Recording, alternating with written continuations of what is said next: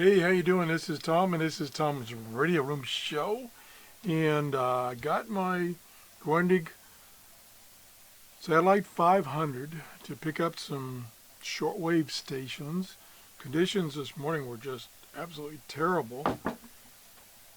And I was concerned that maybe, since I got this used, that there was a problem with the front end of this radio, in that it was not picking up weak signals.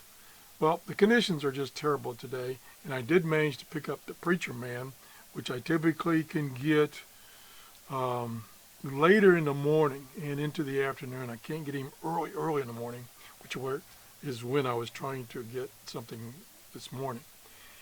Also, I had a little suspicion that the AC adapter that the gentleman who sold me this radio included with the radio was not adequate. Now, what I was surprised when I went to his house and tried it was using that cheap off-brand adapter. The radio seemed to be working okay, especially on AM and FM, which, if you recall some of my previous videos on my Grundig 800, I still have not found an AC adapter that doesn't produce overwhelming noise on shortwave.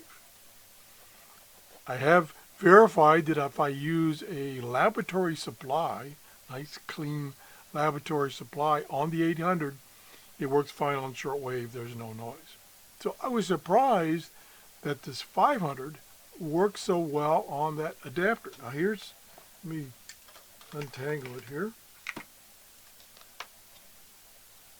Stand by 1 second while I roll up the cable. Okay, here is the wall wart. This is some off-brand wall wart. And look how small it is. And it says it puts out 0.7 amps, which should be plenty for this radio. But this is one of those cheapo, no transformer wall warts, but it doesn't produce any noise. But I was a little concerned that once it was plugged into the radio and the radio was turned on, that the voltage level dropped down, or would drop down. So I thought, well, let's back off of that.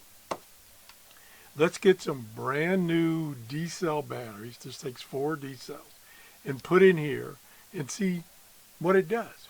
Well, one thing it did is the backlight on one side came on. On this side comes on. This side it doesn't come on. So this does have backlight, unlike the guy was saying that it doesn't have any backlight. It does. It's just that running it on this AC adapter, it doesn't. Maybe the voltage is not high enough, and it says, hey, the voltage is that low. I don't want to turn the backlight on for you. So it doesn't turn it on, because according to the manual, when you have it on an AC adapter, the backlight is supposed to be on all the time, because it senses, hey, I got plenty of power. So that might be the problem, and I'll have to experiment with that using a different AC adapter, and probably even using my laboratory supply that can provide, I think it can provide up to 1.5 amps.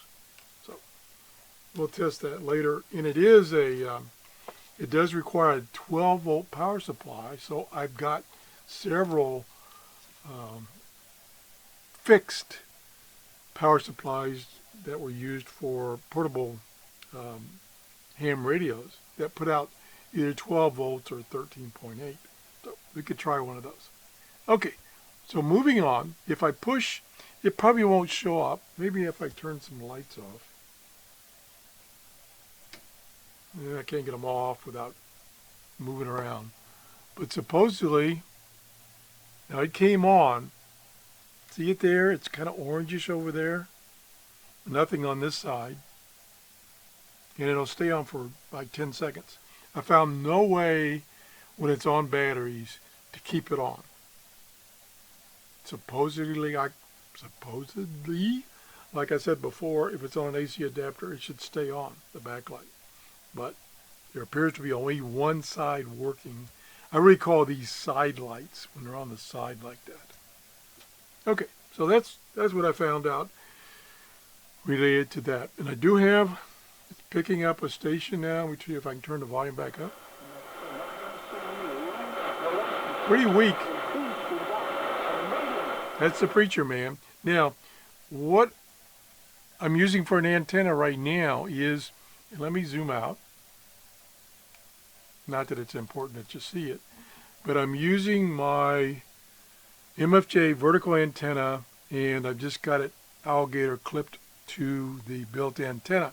I found when I hook it into here, kind of, well, I don't want to use a bad word, but kind of, what do I want to say? Not very good, you know, I just kind of stick it in there. And then I switch to external. The noise level goes way down, which that makes sense, but the signal level goes down with it. So I don't know what that's about. I do not have, this particular antenna does have a ground on it, and by hooking it up this way, I'm not carrying the ground over. It might have something to do with it. I can quickly illustrate that for you. That's on internal antenna with this jumper to my external antenna. Okay, that's external antenna, of which there's none connected. And I'll try very carefully. Okay, it didn't make any difference, and the audio level is way down because there's no noise. But I'll disconnect it. No difference. So possibly something may have been damaged from using an external antenna. So that could be, I'm not sure. The manual did say, or I read somewhere, that when you hook up to this external jack, it bypasses a preamplifier. That may be what I'm seeing, that stage being taken out. Also, like I said, I don't have the ground hooked up. I don't think I could do it, but it'd be a little ticklish to do it. And as I mentioned in the previous show about this, here's the adapter I need. I don't know what they call this. This is unique to Europe. You know, they don't typically use this funky adapter in the United States, so I'd have to special order this.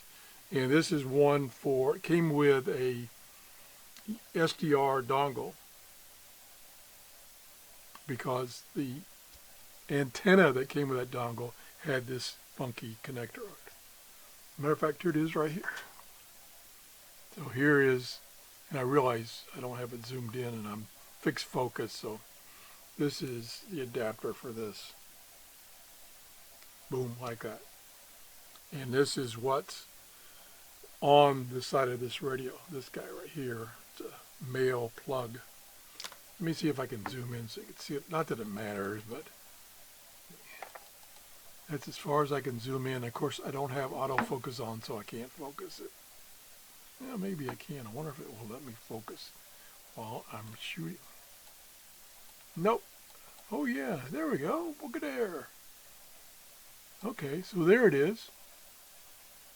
That's what's on the radio end, and this is what I need. If you know what this is called, please let me know. It'll be easier for me to find an adapter. I've only found one adapter on, it was on eBay, and it was like $15. Ooh. But it had the PL259 female, or the SO, It had one of those connectors that I needed. Okay, so much for that. I will next do a show, maybe not the very next show, on the features of this radio. This radio has a lot of features. So that's about it. If you have any comments or questions, please leave me a comment, or you can send me a direct email to trrs73@gmail.com. If you enjoyed this show, please give me a thumbs up. Thanks for watching. Have a great day. Bye-bye.